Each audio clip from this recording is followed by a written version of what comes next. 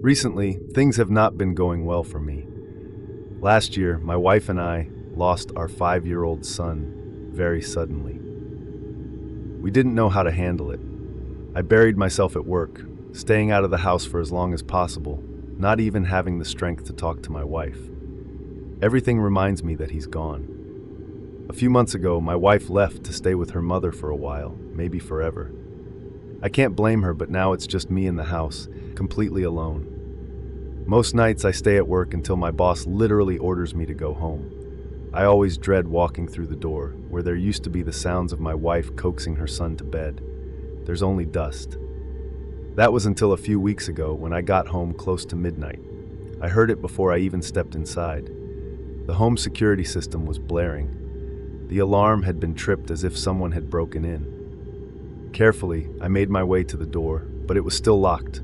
I used my key to get inside, still not seeing signs of anyone, then punched in the code to turn off the wailing siren. Silence fell immediately. I listened out for sounds of anyone, anything, yet there was nothing. The house was completely still. Suddenly, my phone rang. My heart jumped, but I soon realized it was just the security company calling to see if they should send the police. I told them I'd handle it myself. Hanging up, I combed through the house, checking every corner, behind every door, and even the attic. I made sure there was no one home but me. That night, I was exhausted enough to shrug it off as a false alarm. Then I fell asleep. I didn't forget about it, though. It stayed at the back of my mind. And then a few nights later, something else happened in the middle of the night. This time I was awoken by a familiar sound, a thumping against the wall. On the other side of the wall was my son's old playroom, and the sound was just like when he would throw his toys at the wall during playtime. My blood ran cold, but no, it couldn't be that. Instead, my mind raced to the next conclusion. Someone was in there messing with the stuff. I shot out of bed in a fit of rage. Nobody had been in the room in months. It was supposed to be left untouched, not ransacked by thieves. I stormed down the hall and threw the door open. I stood there confused. Nobody was in the room, but all his things had been thrown across the floor, his dresser empty, his toys broken, even his pictures torn. At this point, I was useless. With the thought of some burglar breaking into the house just to destroy the memory of my son, I could do nothing but call the police. The findings of their investigation that night were strange, to say the least. The bedroom window was still intact and locked. The alarm was never tripped, and there seemed to be no sign of theft or forced entry. However, they promised to keep a lookout for any suspicious persons in the area. I thanked them, and they went on their way, leaving me alone to pick up the pieces of my son's room. All I could wish was for that to be the last of it. But the ordeal was not over. A few nights later, that same week, I was in bed struggling to sleep. The minutes dragged on and on until it was past 4 in the morning, and I still couldn't keep my eyes shut. Something was wrong, and I was going to get to the bottom of it. Then in the dead of night, I heard a sound clinking in the kitchen. For just a second, a pile of dishes got moved and resettled. I quietly got out of bed, then made my way to the kitchen. I stood in the center, scanning the countertop until I looked at the strainer in the sink. The knife I had washed and left there to dry earlier in the evening was gone. Feeling naked and vulnerable, I began to panic. I looked around for whoever could have taken it. Then I saw someone standing in the dining room. They were just a kid, a boy, far too grown to be my son, but other than that, they could have been anyone. They were standing in my house with a knife. In a split second, I decided to fight. I screamed and charged the kid. They immediately turned tail and ran for the back door. As they fumbled to get it open, they dropped the knife to the floor. They got one foot outside, but I was just about to grab them, only for the door to slam shut right as I got there. I smashed into it face first, sending blood gushing out of my nose. I took a moment to collect myself. Then I picked up the knife off the ground and ripped the door open. I ran through the yard chasing after the intruder, but then I found myself in the middle of the street, and they were nowhere in sight. They had disappeared, and in their place was a pair of blinding headlights that began flashing red and blue as they came to a stop in front of me. It was a cop on the same patrol through the neighborhood I had made them start doing in the first place. There I was, almost naked in the middle of the street at an ungodly hour, a knife in my hand and blood running down my face and neck. I must have looked insane. I'm sure the only reason I didn't get arrested was because the cop recognized me. He ushered me inside and took my statement, but instead of promising to go after the little bastard who broke into my house and busted my nose, he told me to get some rest and book an appointment with a therapist. In other words, he thinks I'm crazy, and now the whole neighborhood thinks so too. I'm no freak though. Someone is terrorizing me, tormenting me with the loss of my son. Maybe they even had something to do with his death. When I find out the truth, I'll leave an update. On nights when I can't sleep, I get in my car and start driving for Uber. It's a perfectly mindless, monotonous thing to do for a while until I get tired enough to go home and crawl into bed. One night, I accepted a ride to pick up a guy from his house, or at least what I thought was his house, and take him to McDonald's. Weirdly, he didn't say a word the entire ride, not even a cursory hello. He was wearing a baggy pullover with the hood up, covering most of his face. When we arrived at McDonald's, he got out silently, then walked off. The whole interaction, or lack thereof, really felt a bit odd, but I shrugged it off and found a spot in the parking lot to wait for my next ride. Just a few minutes later, my phone buzzed, letting me know one was available. As luck would have it, it was the very same guy I had just dropped off, though uncommon when there aren't many drivers available. At such a late time of night, I had to think he had just met with a dealer and picked up something illegal. Despite that, I accepted the ride again as I didn't really care and the money was the same. I pulled back around to the front door of the building, but then there was nobody there. When I stopped and looked at my phone, I realized he had literally just canceled the ride. I was a bit annoyed, a little confused, but also suddenly tired and hungry. So I decided to hit the drive-thru and get some food, then head home. To cap off my night, I decided not to eat at home though, and instead go to a nearby park. It's connected to a couple trails that lead into a nice wilderness area surrounding a small lake. I love going there every once in a while in the middle of the night when it's just me and the water is perfectly still. I drove over, backed my car into a spot, then got out and started walking down the trail to the lake, which only took a few minutes to reach. I sat down at a picnic table and began eating my food. The night was quiet, just the bugs, the wind, and the admittedly disturbing sounds of food wrappers and eating thanks to me. However, just a few bites in, another man-made sound cut through the trees. An engine, part of a vehicle bigger and heavier than my car, was pulling into the same parking lot just a few 100 feet away. The engine cut off, followed by the lights. Then several doors opened and closed. Then it was just footsteps, several pairs of them, approaching at a brisk pace. Before I knew it, 3 men emerged from the trail. And in the middle was the exact same man I had just dropped off at McDonald's half an hour earlier.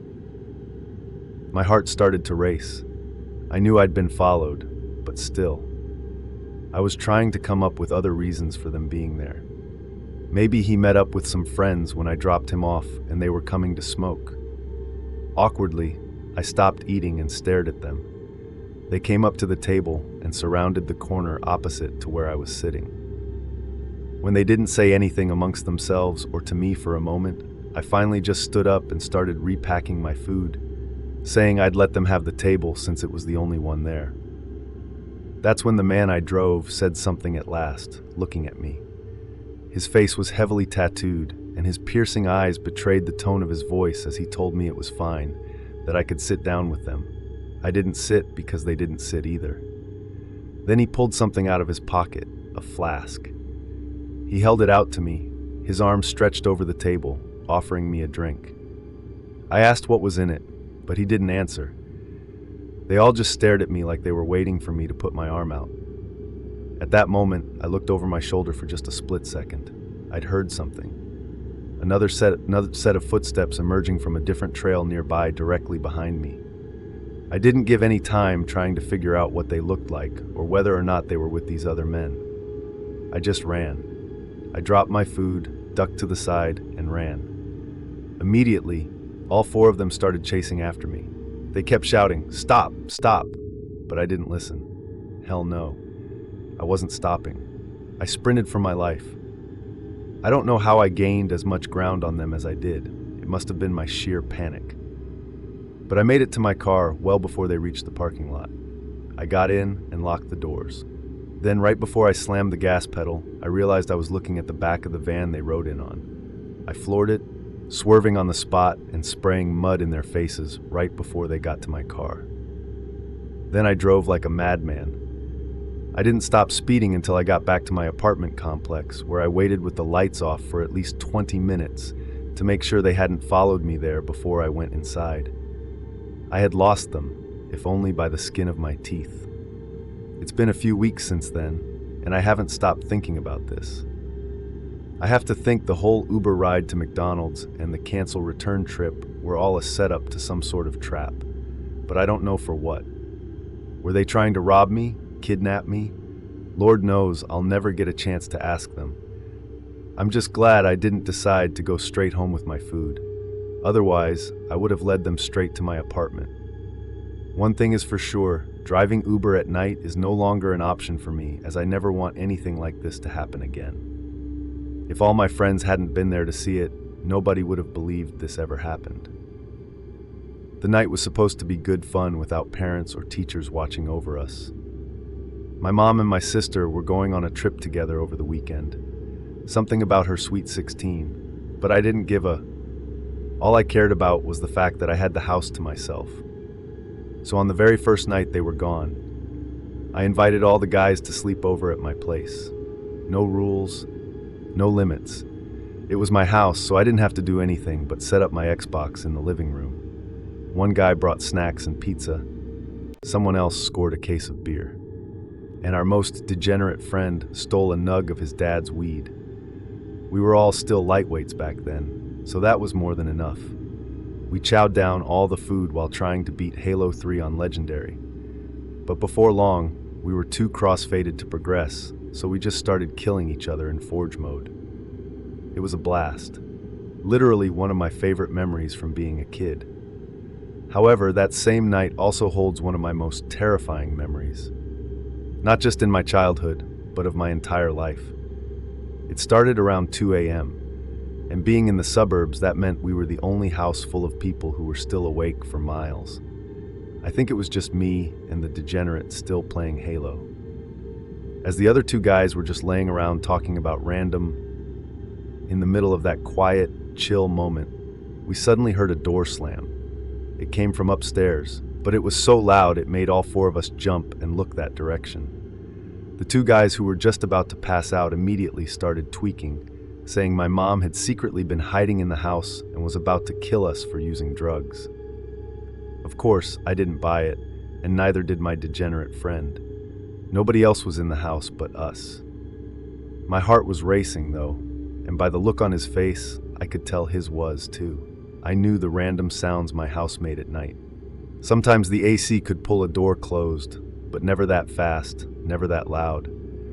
My friend and I went to check it out, telling the other guys to stop being woe as we went upstairs. There were only 3 doors up there. My bedroom, my sister's bedroom, and our shared bathroom. My bedroom and the bathroom were open, but my sister's door was closed. It had been that way since she left. I never wanted to go in there, but something was telling me it had been open and then slammed shut again. After taking a quick peek into the other rooms to make sure they were clear, we went to her door and slowly pushed it open. When we flicked the lights on, I didn't notice anything at first. I was looking for a person, maybe even an animal, something that might move and attack us. But what I saw then was different. All over my sister's desk and vanity mirror, there was blood. Fresh, bright red blood looking almost like it was still dripping. Not knowing what to make of it, I tried calling my sister to see if she had left it like that for some reason. She didn't pick it up, though. Neither did my mom when I tried to call her. They must have been asleep since it was the middle of the night, but that left us with no explanation. We went back downstairs, leaving the hallway light on for peace of mind. The other guys went pale and wide-eyed when we told them what we saw. They started throwing out crazy ideas like demons and ghosts, but I figured they were just being dumb because they were high. I was trying to convince them and myself that there had to have been some kind of makeup or hairspray explosion, not a slamming door at all. I was confident nothing else would happen, and I nearly got everyone to chill out. But then in the middle of our debate, something else happened. Without warning, the upstairs hallway light blew out. It didn't just burn out, it popped, spewing shards of glass like a grenade. The upstairs hallway was engulfed in darkness again, and that abyss looming over our heads along with the sudden explosion sent all my friends running out of the house. I didn't want to be alone in there, so I followed them into the front yard. When I joined them, they were all facing back toward the house with horrified expressions. One of them said, "Dude, look," and pointed up to the second story. There, in my sister's bedroom window, stood the silhouette of a person. They were unrecognizable. Yet, they had been in the room with me and my friend in the house with all of us while we were completely unaware for hours. We had no choice but to call the police. They searched the house but came back and said they didn't find anyone. They actually made me call my mom until she picked up and tell her what was happening, including what we've been doing all day. Sure, I got in trouble with my mom and got scolded by a couple high and mighty cops, but none of that meant anything in comparison. Since then, we've never been able to explain what happened. My sister said she had no idea how her desk was covered in blood. She and my mom never saw anything else like it before or after, but I could never get it out of my head. None of my friends could either. We talked about it all the time till we all moved on to different schools, different friend groups. My family eventually moved out of that house, leaving whatever answers it held behind. When I look back on the times my old friends and I used to hang out, I wish I could say I see us all playing Halo in my living room together. But instead, I see us standing in the yard in the dead of night, looking back at that figure in terror.